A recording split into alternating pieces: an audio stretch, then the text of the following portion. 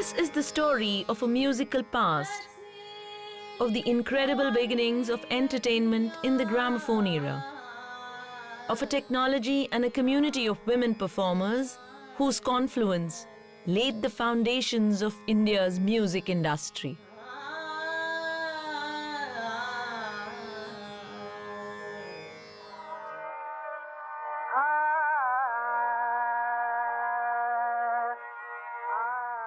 Here we are talking about an art form, evolution of art forms of different kinds in music, and the vehicles that take these art forms to the audience.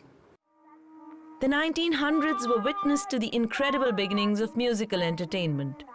A new platform of performance emerged for professional singers beyond the courts.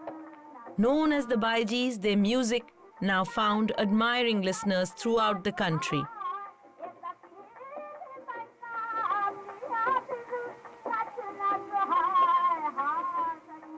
Fred Gaisberg was the principal recording engineer of the Gramophone and Typewriters Limited. He arrived in Kolkata in 1902 to set up a recording studio and soon realized the difficulty of the task that lay ahead. Though a foreigner of means, even Gaisberg knew that with little knowledge of India's diverse music culture, finding talented singers was not going to be easy.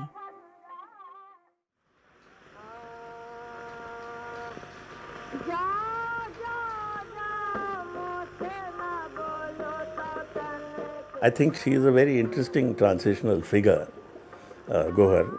And what really was the catalyst for that change was the gramophone. Because without the gramophone, none of these things would have actually happened. Gauhar जान हाँ बहुत अच्छी थी और बहुत ही अच्छा भाव, मतलब एक भाव कर दें तो वो कमाल हो जाता था.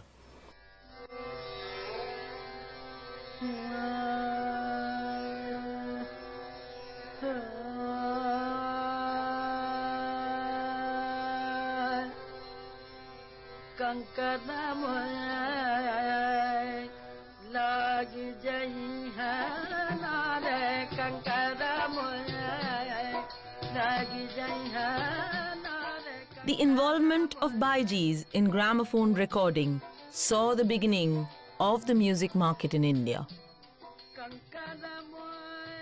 Years after Gauhar Jan's first commercial recording in 1902, names like Janki Bai Chappan Chhuri, Miss Funny Bala, Miss Godavari, Jadumani Dasi, and several others rang out in the industry corridors and among the music lovers of the country. Iqbal Bano थी दिल्ली की, अनमरी by थी, Bibbo by Jaipur से आती थी, और Rasulan by Banaras से आती थी, सिद्धेश्वरी बाई बनारस से आती थी. ये बड़ी नाम मशहूर था. गिरजा जी, ये सारे मशहूर आर्टिस्ट थे.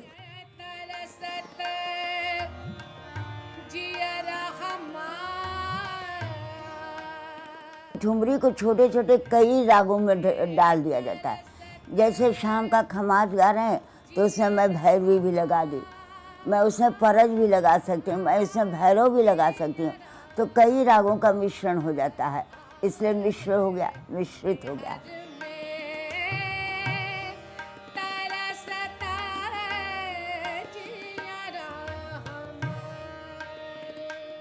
The reason why Kolkata and Bombay were important centers for tawafs is because these were places where there were lots of people and there were potentially large audiences. Because you will find that unlike male ustads who are identified by gharana, women ustads are identified by places of residence. Most of these places you will see are what we used to call in Bangla gonjo, places of trade. And it is there that they had their kotas.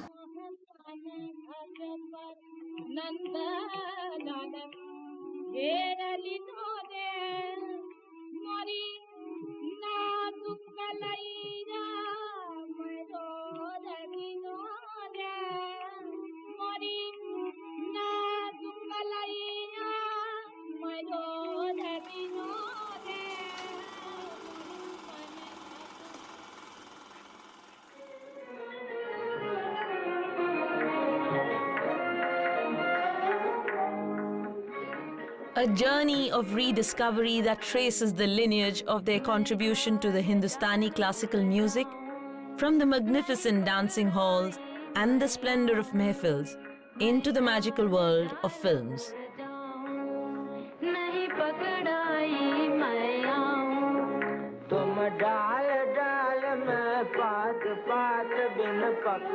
This concept of the song being part of your performance, that you are being the character and acting, I think you have to get into that mode of it. It's a different genre, it's a different concept, you know.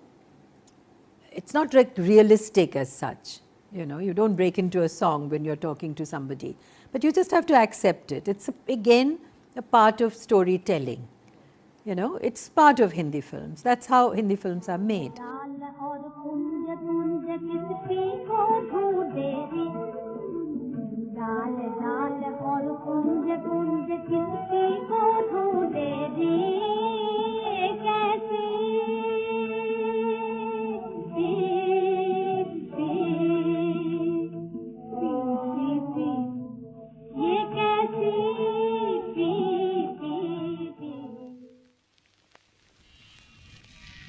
Let's also remember that this was the time when the independence movement was at a feverish pace, and needless to say, several of the Baijis became a part of it.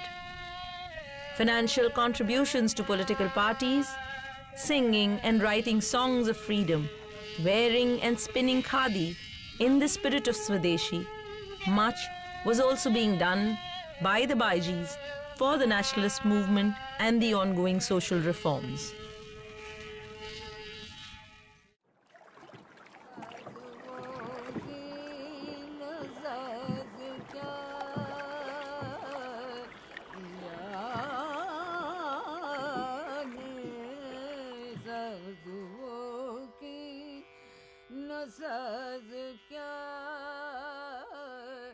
Actually, the Tawaif really brought a lot of intellect to art, which was there in Awadh, but I think what had happened was after 1857, that whole institution began to get degraded.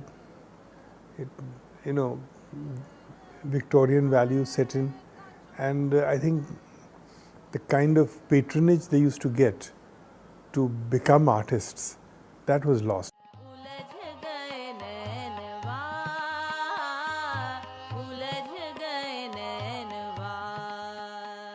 A tale of stigma and of daring. Indian Women on Record is a recalling tribute to the fabulous women singers whose lives have been lost to history.